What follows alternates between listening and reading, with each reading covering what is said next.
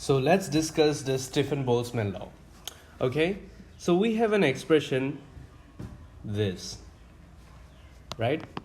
Now this expression was derived by Boltzmann, okay, from thermodynamical considerations, and Stefan suggested this law, right, from experimental data. They both did this independently, okay? So Stefan did it through experimentation, and Boltzmann did it theoretically. I mean, derived this equation theoretically. And this expression is called as Stefan-Boltzmann law, okay? So here U, this is the energy, okay, energy of thermal radiation, okay, thermal radiation, mind that word, thermal radiation. So this is the energy of thermal radiation emitted by a black body, right, emitted by a black body through a surface area A at temperature T. Now this is a constant called as the Stefan-Boltzmann constant.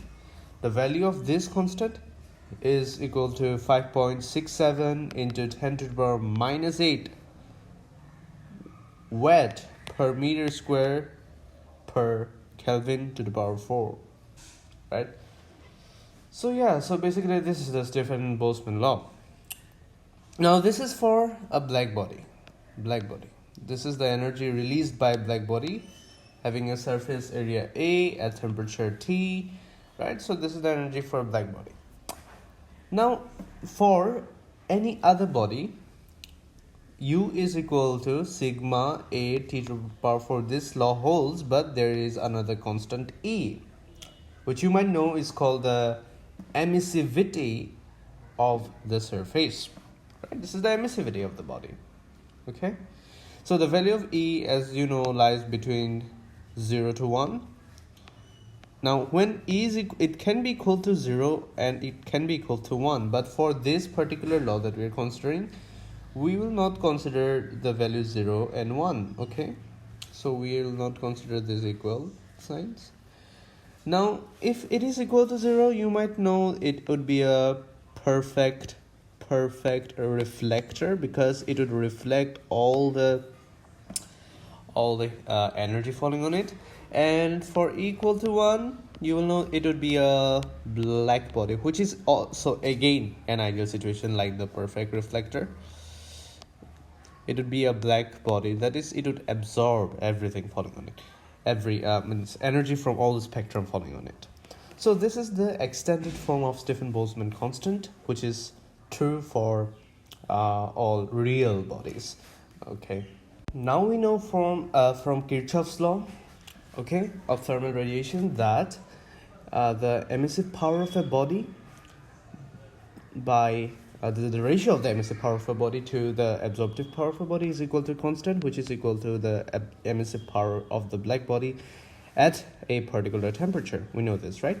So from here we can write the emissive power of a body, let small b represent body, by emissive power of a black body is equal to absorptive power of the body. We're just shifting the terms, okay? So this is this is the Kirchhoff's law, right? And we know that this emissive power is proportional to the energy radiated per unit time, right? And so we can combine Kirchhoff's law and Stefan-Boltzmann law. Let me show you how. So since we know this, since we have already got this, we will just need to do one more thing, which is combine the Stefan-Boltzmann law. So the Stefan-Boltzmann law is this, which here this is the energy of thermal radiation emitted per unit time. Yeah, so this is equal to this for a black body, right? This is for a black body, and for any general body this is the case.